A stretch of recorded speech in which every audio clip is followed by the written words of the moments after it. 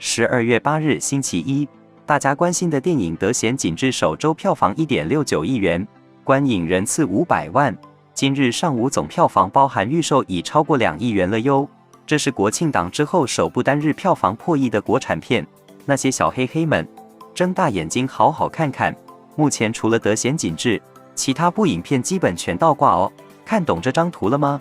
今天上午莫森眼镜是出校战最新物料，黑框眼镜，浅灰线衫，舒适的靠姿，这个物料完全集中我好帅气。看到有网友分享说，以前一直被电影圈 PUA 了，什么要演电影就要扮丑。看了《德贤景致》才知道，同样是糙汉造型，有些人看起来丑，那是因为他本人就是丑的。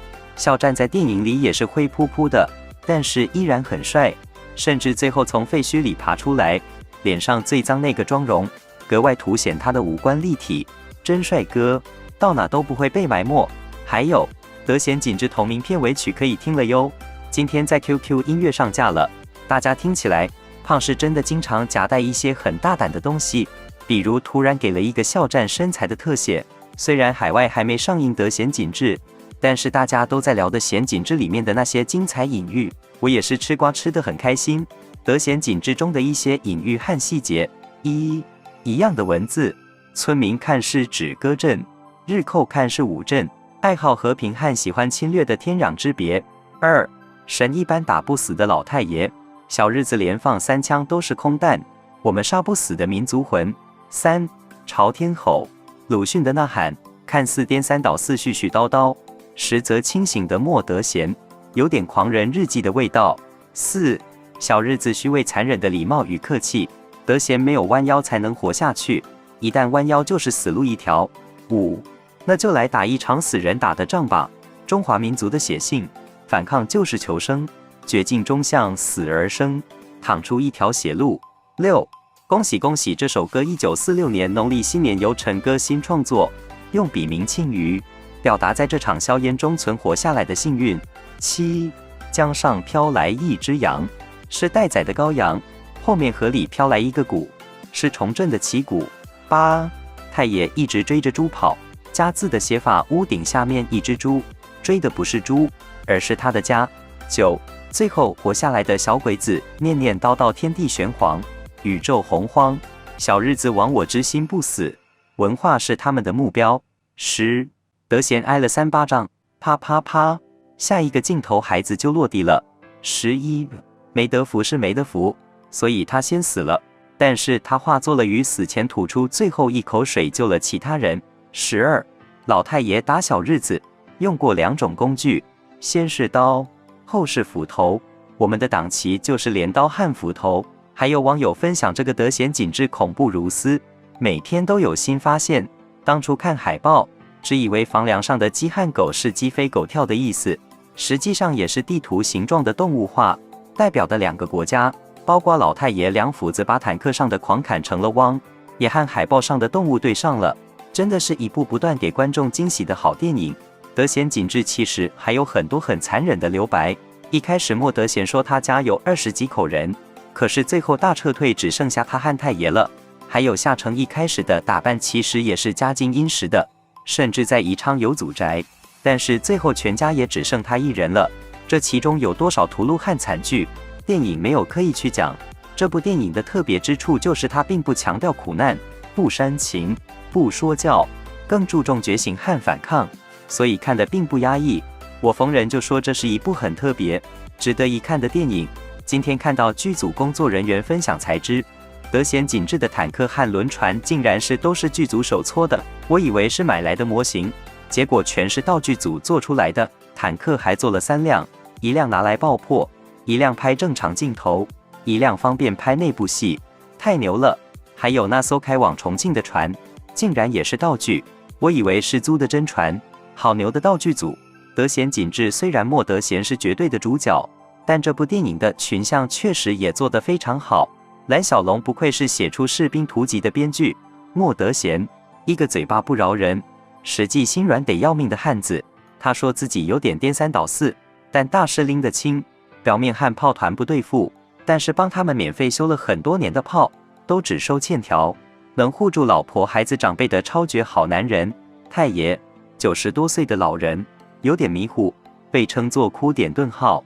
每次要哭了，就把镜头切给太爷，立马想笑。下城，太爷跑了去找太爷，儿子跑了去救儿子。学唱新的女性，用莫德贤的话夸，谁家有这样的老婆？笑眼，贾正经说的就是他。人假炮威，给人的印象就是他一定会逃跑。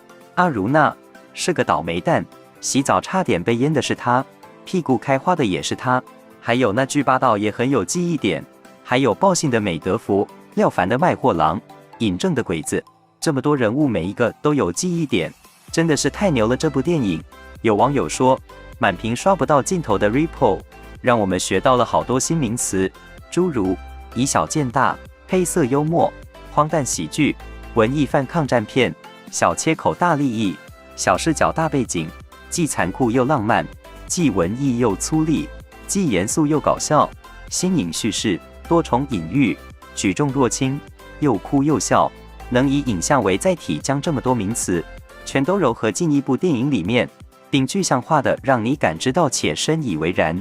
德贤景致绝对是一部好片，神片啊！很多还没有看过德贤景致的朋友们，最好奇的就是这4个字到底啥意思？几乎所有电影的名字都简单易懂，直接明了。一个吸睛的名字也是吸引观众走进电影院的原因之一。但是德贤的4个将种却坚决不改名字，他们甚至已经料想到了很多人会不理解，于是他们在电影拍摄期间就让肖战饰演的莫德贤对这4个字进行了解释。哪怕面临观众困惑，可能不会对影片产生兴趣，他们也坚定的没有另觅他名，没想把名字改得通俗易懂一点，真的是有一点这样的可爱。有博主评论说，德贤景致4个字，两重天地，戏里是德贤那双沉静的手，在喧嚣是相中磨着自己的器物，那是属于手艺人脊梁里的匠，信自己心里的刻度，胜过外界的尺规。戏外是正午阳光这般人，在流水线时代选择老作坊式的笨功夫，剧本一字字磨，场景一正正抠，那股子较真的劲儿，像极了剧中人。景致2字是他们摁在作品扉页的指纹，轻而重，淡而深。这份犟的不是脾气，是心气，它源于对创作本心的守护，是对制作2字神圣性的古老信仰。当整个行业被流量与算法裹挟，总有这样几个犟种，固执地相信着一些过时的道理，比如名字可以留有玄机，比如匠心需要时间的包浆，比如好的作品应当像一颗有硬度的糖，含化了表层，才有真味慢慢析出。评论的真的太好了，所以有的相遇就是需要一点门槛。当片尾曲响起，那4个字不仅是他们的态度，也是递给观众的一张请柬。看德贤，细品之，不追求通俗易懂，只执着于精益求精。这样的匠种团队交出的作品一定不一般，拒绝流量裹挟，坚守创作本心。德贤景致4个字，藏着对作品最郑重的承诺，光这份较真就赢了。名字虽有门槛，好作品自会让人驻足，这不是晦涩的门槛，恰恰是带着温度和执着的匠心，是日复一日的雕琢和打磨成就的良品。